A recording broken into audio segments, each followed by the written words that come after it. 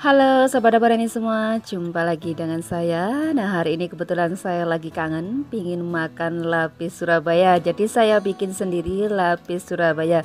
Karena bikin lapis Surabaya ini gampang banget sebenarnya ya, tidak perlu ahli untuk bikin kue, untuk bisa bikin lapis Surabaya seperti ini. Dan bahannya juga tidak mahal, kita tidak gunakan telur yang banyak sekali, tapi bisa dihasilkan kue lapis Surabaya yang halus, mulus, dan juga pori-porinya itu halus, padat seperti ini. Nah, teksturnya kan juga lembut banget seperti ini. Nah, warnanya juga cantik, bagus banget. Ini cocok banget ya untuk hidangan, mungkin ada acara arisan atau juga untuk isian snack box ataupun juga untuk ide jualan. Nah, karena cara bikinnya juga mudah banget dan juga tidak terlalu mahal ya biayanya, dan jadinya tuh bisa banyak sekali. Jadi cocok banget kalau dijadikan ide jualan, pastinya untung banyak. Tinggal kita kemas pakai plastik seperti ini, kita potong sesuai dengan selera kita. Nah, bisa dijual dengan harga disesuaikan dengan keinginan kita sendiri. Benar-benar teksturnya itu lembut banget, enak banget. Ini aku mau coba. Enak banget, rasanya itu pas banget.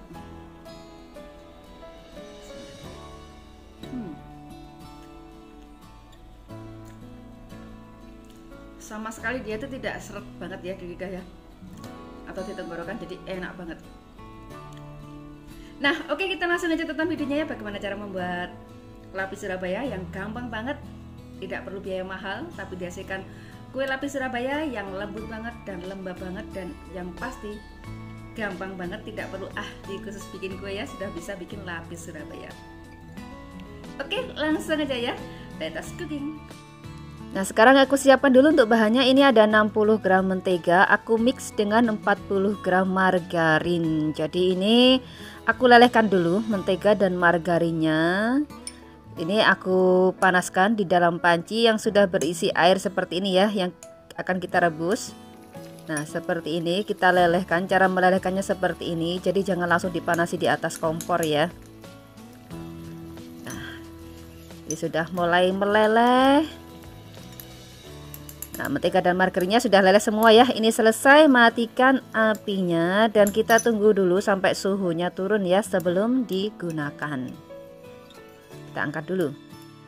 Nah, sekarang kita siapkan semua bahannya. Ini ada 4 butir telur, aku gunakan ukuran sedang untuk telurnya, dan ini ada 85 gram gula pasir, kemudian ada 80 gram tepung terigu, aku gunakan protein rendah ya supaya hasilnya bagus. Kemudian ada 15 gram tepung maizena, kemudian ada 15 gram susu bubuk, terserah gunakan merek apa ya untuk susu bubuknya, bisa Indomil juga tidak apa-apa. Kemudian ada 1 sendok teh vanili cair, kemudian aku gunakan 1 sendok teh SP atau emulsifier ya.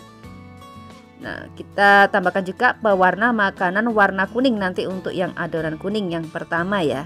Kemudian ini tadi ya 60 gram mentega dan 40 gram margarin yang sudah dilelehkan. Nah, siapkan mangkok besar, kita masukkan telurnya. Aku gunakan ini telur ukuran sedang. Kemudian tambahkan gula pasir, kemudian aku tambahkan juga vanili cairnya ya, kurang lebih ya 1 sendok teh gitu ya. Kemudian 1 sendok teh SP. Nah, kurang lebih segini ya, 1 sendok teh SP ya.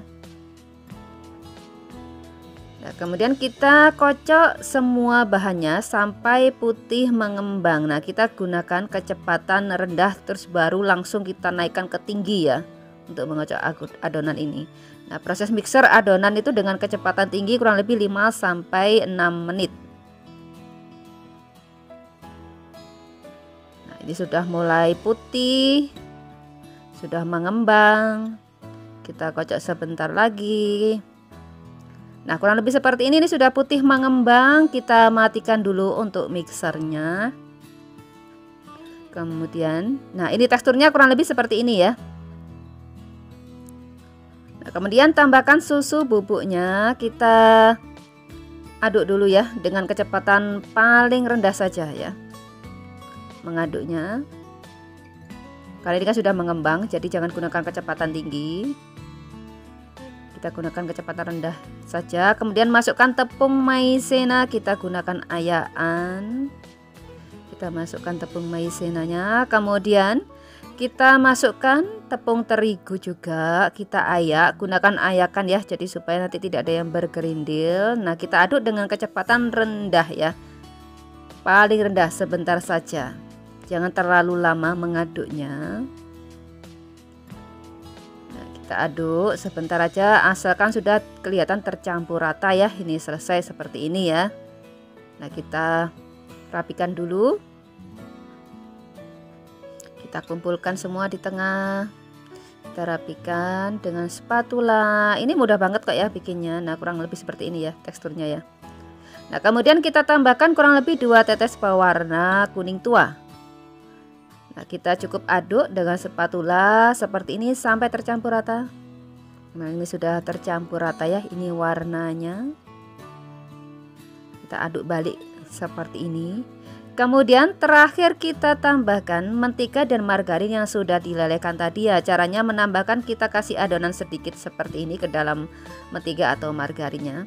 Mentega dan margarinnya maksudnya ya. Kita aduk di sini sampai ini tercampur rata.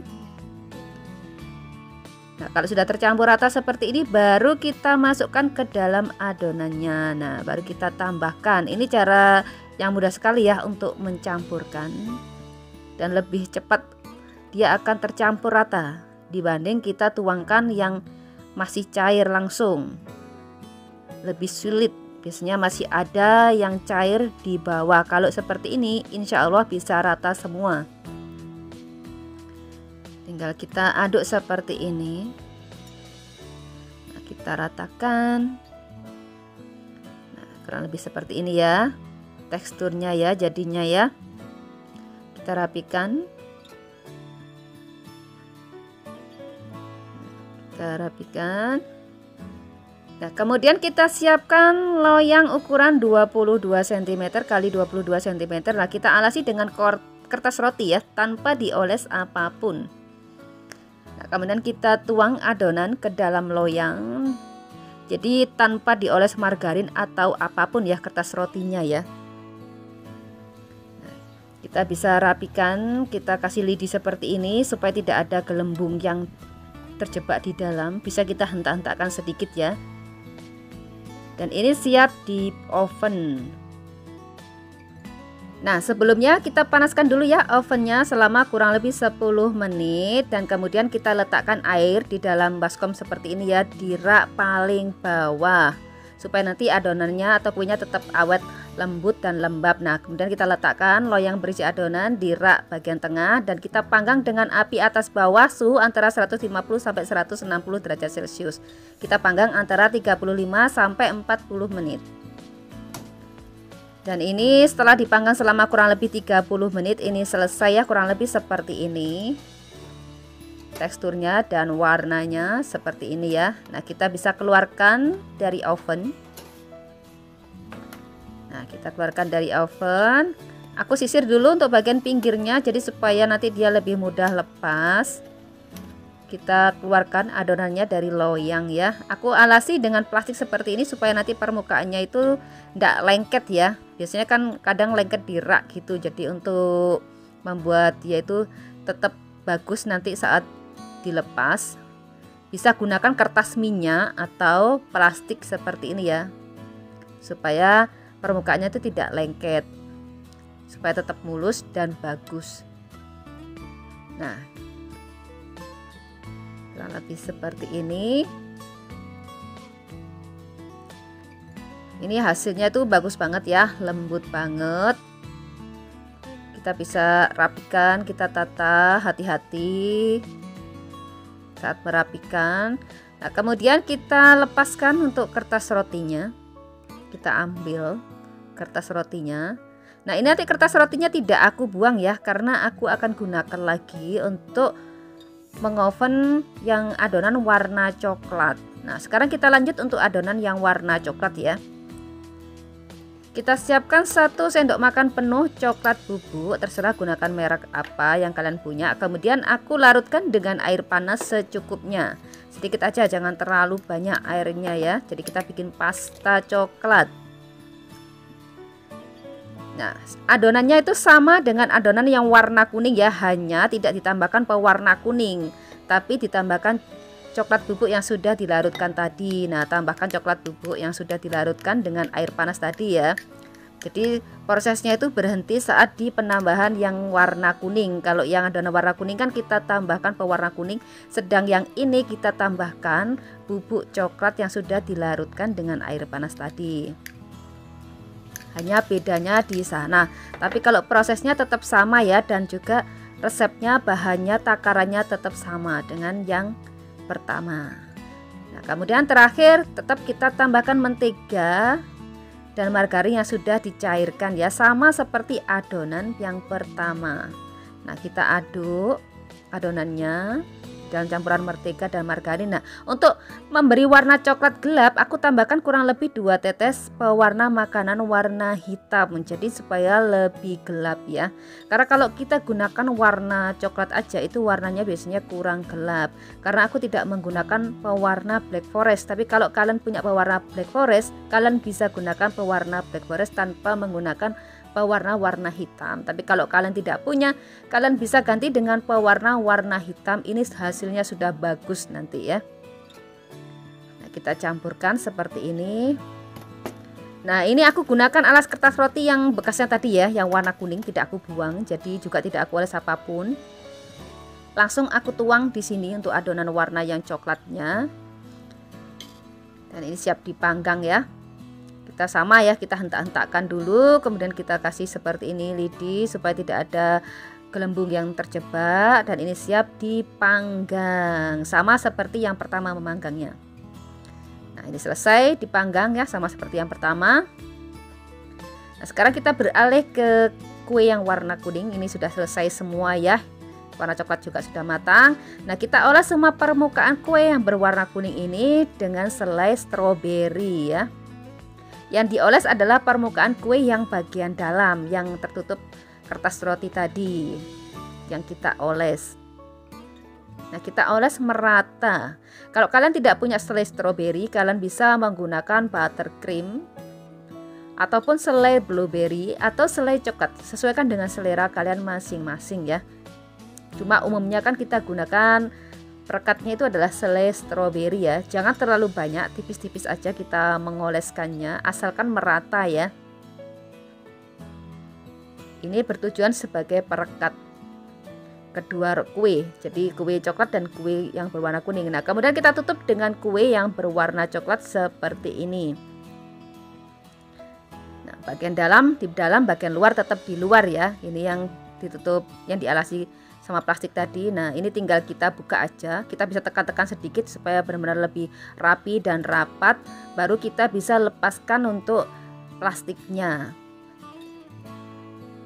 Nah, kita rapikan. Nah, seperti ini ya. Nah, kita bisa rapikan dulu. Kalau sudah pas, itu bisa kita lepas untuk plastiknya. Nah, kita lepas pelan-pelan seperti ini. Nah, kalau menggunakan plastik kan bagus hasilnya.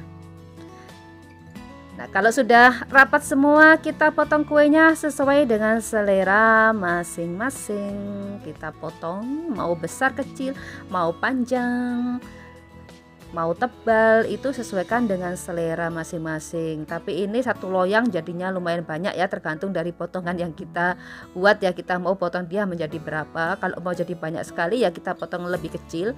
Kalau mau jadinya lebih sedikit ya kita potong lebih besar. Cuman kalau ini dipotong menjadi 2 itu terlalu panjang ya, jadi aku potong menjadi 3 seperti ini. Nah, jadinya itu pas, nggak terlalu panjang juga nggak terlalu kecil, jadi pas banget. Tinggal kita bungkus aja dengan plastik ini. Kalau kita mau jual, aku ambil dulu plastiknya. Nah, aku kasih plastik seperti ini, tinggal kita rekatkan gini aja ya.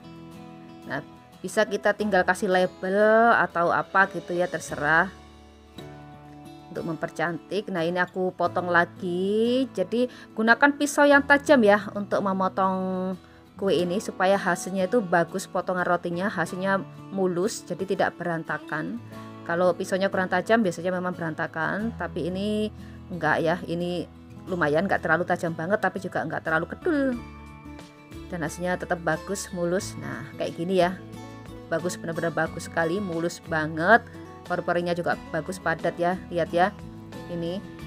empuk banget, lembut banget, dan halus banget, mulus banget. Ini pori-porinya juga padat banget ya, padat, halus, dan benar-benar bagus banget. Walaupun kita menggunakan telur seperti itu, tidak perlu kita pisahkan antara kuning telur dan putih telur. Biasanya kan kita gunakan kuning telur yang banyak baru kita hasilkan yang benar-benar lembut enak, tapi ini tanpa seperti itu.